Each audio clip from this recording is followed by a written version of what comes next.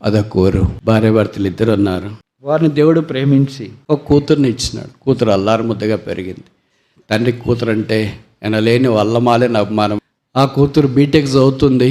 ఏదో project work ఉంది. ఇంటికి వచ్చి ఆ రోజు అమ్మాయి బర్త్డే. వాళ్ళ నాన్నగారి దగ్గరికి వచ్చింది. డాడీ, నేను నా పుట్టినదినం చేసుకోవాలనుకుంటాను. మంచిదిమా, కేక్ తీసుకురమ్మంటావా? లేదు డాడీ, నేను మా ఫ్రెండ్స్తో కలిసి బయటికి వెళ్ళి చేసుకుంటాను. మంచిదిమా, చేసుకొని వచ్చేయండి.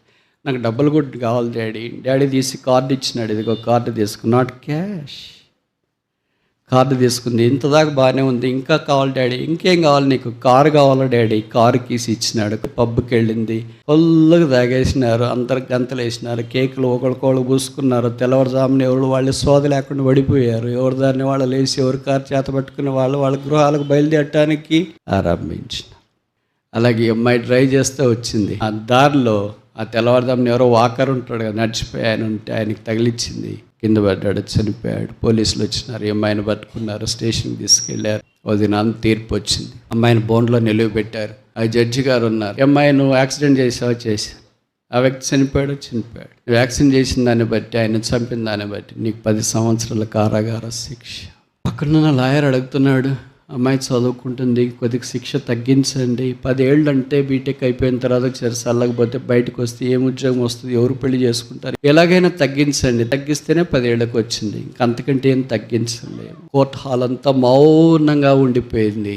అమ్మాయి తలదించుకుంది, ఏడుపు ఆరంభించింది. జడ్జిమెంట్ ఇచ్చిన జడ్జి కిందకి దిగేసి వచ్చినాడు. అమ్మాయి దగ్గరికి వచ్చినాడు. లేడీ పోలీసులు కఫ్లు వేసినారు. తీసుకుని పోతుంటే జడ్జి అన్నాడు, ఆపండి. అప్పుడు చుట్టూన్న పోలీసులు ఇతరులు అనుకున్నారు, ఈ జడ్జి ఏమన్నా శిక్ష తగ్గిస్తాడేమో అని అనుకుంటే ఆయనకున్న కోటు తీసేసి అమ్మాయికి వేసినాడు. బేడీలు వేయొద్దండి, నాకేయండి అని అన్నాడు. అమ్మాయిని మీరు విడిచిపెట్టండి, నన్ను చెరసాలకు తీసుకెళ్ళండి. ఏంటి ఇది వింతగా కనిపిస్తుంది ఈ కోర్ట్ హాల్లో అని అక్కడున్న పోలీసులు ఇరుగు పొరుగు వారు, అసలు అమ్మాయికి మీకు ఏం సంబంధము? ఎందుకు అమ్మాయిని చెరసాలకి తీసుకెళ్ళొద్దన్నారు? అమ్మాయికి భవిష్యత్తు ఉంది, చదువుకుంటుంది, ఉద్యోగం చేయాలి, జీవితం అంతా అమ్మాయి ముందు కనిపిస్తుంది. అమ్మాయి చేసింది పొరపాటే, శిక్ష రావాల్సింది వాస్తవమే. కానీ అమ్మాయికి విడుదల చేసి నన్ను చెరసాల్లోనికి తీసుకెళ్ళండి. అప్పుడు అక్కడున్న పోలీసులు అడిగారు, అమ్మాయికి నీకేం సంబంధం? అప్పుడు ఈ జడ్జి గారు చెప్పిన మాట విని వాళ్ళు కూలిపోయారు. అమ్మాయి నా కూతురికి నేను ప్రేమకు ప్రతిగా ఏమి ఇవ్వలేను. అమ్మాయికి బదులుగా నన్ను శిక్షించట కొరకై తీసుకెళ్ళండి.